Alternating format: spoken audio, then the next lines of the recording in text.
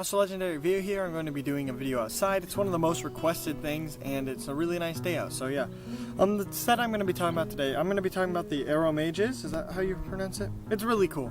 So I'm going to talk about these cards. I think they're really cool. I really like the fact that Lone Fire went to 3, and I like synchro engines, so I'm going to be putting a light synchro engine in this thing, as well as the fact that you can just sit there and gain infinite light points. Because the field spells there, I'm going to try and make the the field spell engine do something with the Ancient Fairy Dragon. So we're going to hope that that works well.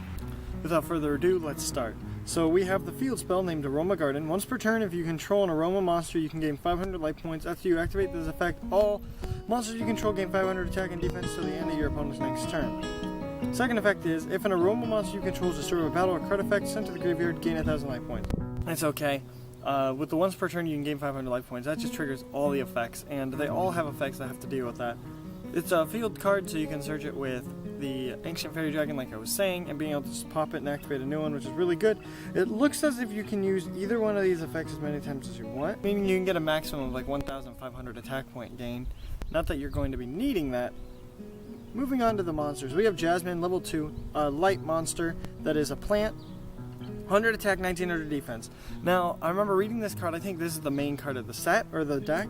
If you have more life points than your opponent during your main phase, you can normal summon again. Also, once per turn, you can gain once per turn, if you gain life points, you can draw a card. I don't know why I said it weird first.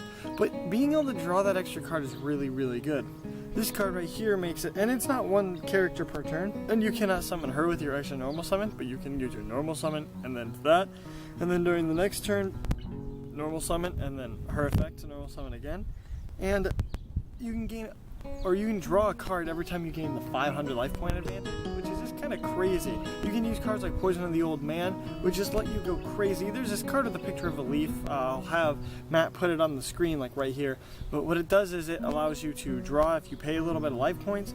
So the way that this deck works is you're going to be able to constantly gain advantage from life, from that. Use this card right here to let you draw some more, and you'll just have so much advantage over your opponent with these extra normal summons. The second one is Bergamot. So its effect is life points are higher than your opponent's. All plant type monsters you control inflict piercing battle damage if they attack defense. Once per turn, if you gain life points, this card gains 1,000 in attack and defense.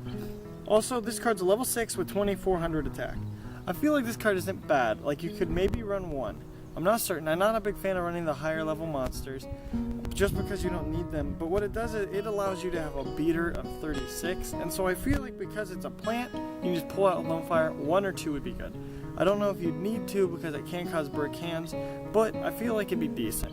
Especially because your other card gives you so much advantage of drawing and getting extra normal summons. You won't go that minus in the end. The next one is a level 3 monster, named Kanaga. It is a level 3 earth plant type effect monster that has 1,400 attack and 1,000 defense. If your life points are higher than your opponent's, all monsters your opponent controls lose 500 attack. Once per turn, if you gain life points, target a spell trap card your opponent controls return to the hand. This card's not that good, and it's because targeting a card your opponent controls and then returning it gives your opponent the chance to chain it, as well as you don't want to, or you don't really care to put the spell trap card back into their hand. You should have other outs like MST and things.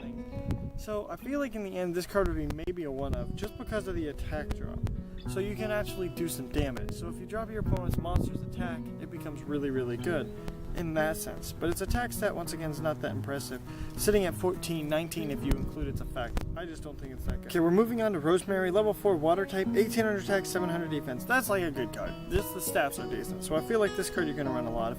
If your life points are higher than your opponent's, when a plant type monster you control battle, your opponent cannot activate card or monster effects to the end of the damage step. That's interesting. It means that your opponent can't get the effects of certain cards, which will actually make it so your monster is a little bit better, but the problem is it's limited to monster. And it says once per turn, if you gain life points, target a face-up monster on the field, change the monster's battle position. So, it's decent stats, it's level 4, which I like, but it only has a subpar effect in my opinion. The only problem is, or the good thing about it is, you can change one monster on the field. So you can turn your level 2 monster to defense. So I feel like this card will be decent at 1 or 2.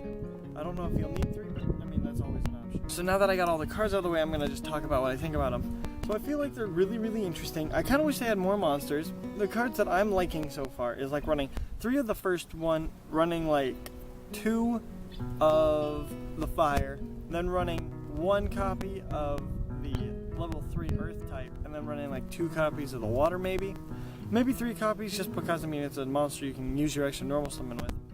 You can run things like Lone Fire, just different draw and plant engines, Spore, Dandy, yeah. I just feel like this deck's gonna be interesting. You can use a lot of cards that you haven't been able to use in a long time, like Poison of the Old Man, being able to burn your opponent if you want it for the end of the game, or you can just gain more life points and get more effects off.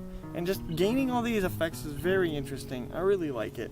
You can gain so much advantage. A lot of the cards don't have the effect of you can only use this card's effect once per turn. So you can get some decent plus off of these cards. I wish that they had more monsters, because sitting at like 4 monsters in a field spell is not that good.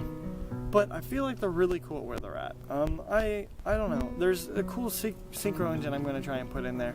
And because some of them are lower level, like level 2, you can use other cards like Junk Synchron maybe. Haven't decided, haven't done much testing, but I'm going to start testing a lot more. Tell me what you guys think of this in the comment section below. Remember to like, comment, subscribe, and all that. And as always, have a wonderful day. Yeah.